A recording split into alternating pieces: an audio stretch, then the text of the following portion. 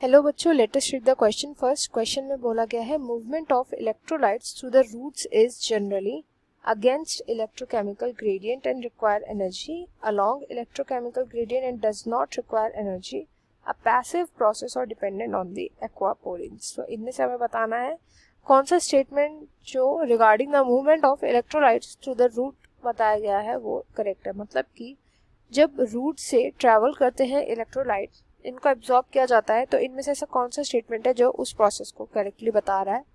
तो यहाँ पर जो की कॉन्सेप्ट यूज किया जाएगा वो है आयंस का अपटेक। आयंस का अपटेक कैसे होगा? आयंस हम इसको डायग्राम के थ्रू समझेंगे। तो सपोज ये है प्लांट की रूट की सेल, क्योंकि रूट्स एब्जॉर्ब करते हैं, रूट की सेल है। रूट का फंक्शन होता है, रूट की सेल हेयर जो होते हैं, रूट हेयर, उनका फंक्शन होता है एब्जॉर्ब करना सभी आयंस को।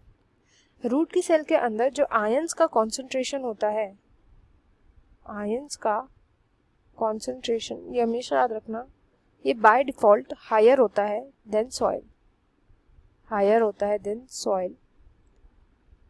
पर प्लांट को कॉन्स्टेंटली नीड होती है कि वो दूसरे जो आयंस जो बाहर है, जो सेल के जो इन रूट हेयर के बाहर सॉइल में प्रेजेंट है आयंस, इनका अपटेक करे। अब क्योंकि हमेशा जब भी यूजुअली मूवमेंट होती है आयंस की, वाटर की, वो होती है हायर कॉन्सेंट्रेशन से लोअर। तो वैसे तो रूट सेल से कहाँ जाना चाहिए? सॉइल के एरिया में, बट ऐसा देखने को नहीं मिलता, इसका ऑपोजिट होता है। कैसे? With the help of active transport. Active transport एक ऐसा प्रोसेस होता है जिसमें कि जो सेल्स होती है वो एटीपी को यूज करती है एंड एटीपी को यूज करके अगेंस्ट कॉन्सेंट्रेशन ग्रेडियंट किसी भी सब्सटेंस को मूव करती है, अगेंस्ट कॉन्सेंट्रेशन ग्रेडियंट किसी भी सब्सटेंस को मूव करती है। एंड यही इधर भी देखने को मिलता है कि आयंस जो होते हैं वो रूट सेल के अंदर जाते हैं with the help of active transport. Active transport की वजह से यहाँ पर अब एक ग्रेडियंट बन जाता है कि रूट सेल जो है, इधर वाली रूट सेल जो इसमें हाई है, मतलब जो अभी अभी जिसने एब्जॉर्ब किया है इधर हाई कॉन्सेंट्रेशन हो गया है, तो इसके बगल वाली सेल में लोअर कॉन्सेंट्रेशन होता है, तो यहाँ से ट्रेवल करके इसके पास आ जाएंगे आयंस।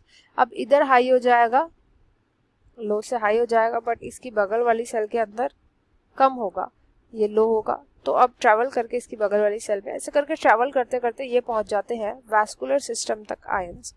एंड वैस्कुलर सिस्टम में जाइलम के साथ ट्रैवल करते हैं, जाइलम वेसल्स के साथ देन ये ट्रैवल करते हैं, उनकी मदद से ट्रैवल करते हैं।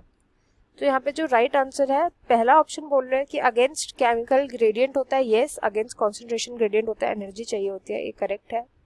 नेक्स्ट में बोला अलोंग केमिकल ग्रेडियंट, मतलब पैसिव वे में होता है तो एनर्जी चाहिए होती है, इसलिए इनकरेक्ट है। पैसिव प्रोसेस ये नहीं होता। एंड एक्वापोरेंस, तो देखो एक्वापोरेंस जो होते हैं इनका फंक्शन होता है वाटर के ट्रांसपोर्ट में हेल्प करना, आयंस के ट्रांसपोर्ट में हेल्प नहीं करते ये, इसलिए ये भी इनकरेक्ट हो जाएगा। तो राइट आंसर होगा ऑप्शन 1।